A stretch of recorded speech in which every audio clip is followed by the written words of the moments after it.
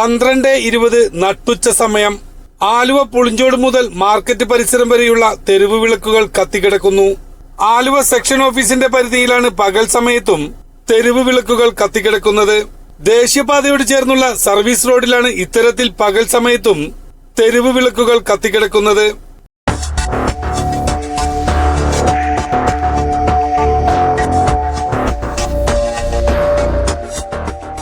വൈദ്യുതി ഉപയോഗത്തിന് നിയന്ത്രണവും വൈദ്യുതി പാഴാക്കുന്നതിനെതിരെ പരസ്യപ്രചരണവുമൊക്കെ സർക്കാർ നടത്തുമ്പോൾ പകൽ സമയത്ത് തെരുവ് വിളക്ക് പ്രകാശം പലയിടങ്ങളിലും കാണപ്പെടുന്നു.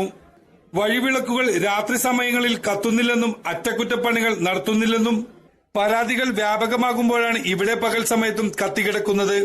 കൊടും ചൂടിൽ ഉപഭോക്താക്കളുടെ സഹകരണമുണ്ടെങ്കിൽ ഈ താൽക്കാലിക പ്രതിസന്ധി തരണം ചെയ്യാൻ സാധിക്കുമെന്ന് KEB വ്യക്തമാക്കിയിരുന്നു. വൈകുന്നേരം 6-നും 11-നും ഇടയിൽ വൈദ്യുതി ഉപയോഗം പരമാവധി കുറയ്ക്കുക. വൈദ്യുതി അധികമായി ഉപയോഗിക്കുന്ന ഉപകരണങ്ങൾ പരമാവധി മറ്റു സമയങ്ങളിൽ ഉപയോഗിക്കാൻ ശ്രമിക്കുക.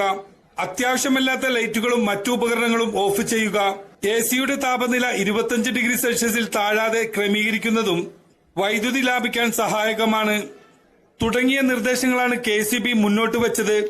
എന്നാൽ ചിലയിടങ്ങളിൽ പകൽ സമയം തെരുവ് വിളക്കുകൾ കത്തുന്നത് നിത്യസംഭവമായി മാറി. KEBയുടെ അശ്രദ്ധയാണ് ഇതിനെല്ലാം കാരണമെന്നും നാട്ടുകാർ ആരോപിക്കുന്നു. ബന്ധപ്പെട്ട അധികൃതർ വേണ്ട നടപടി സ്വീകരിക്കുന്നില്ലെന്നാണ് നാട്ടുകാർ പറയുന്നത്. ന്യൂസ് 95 ആലുവ.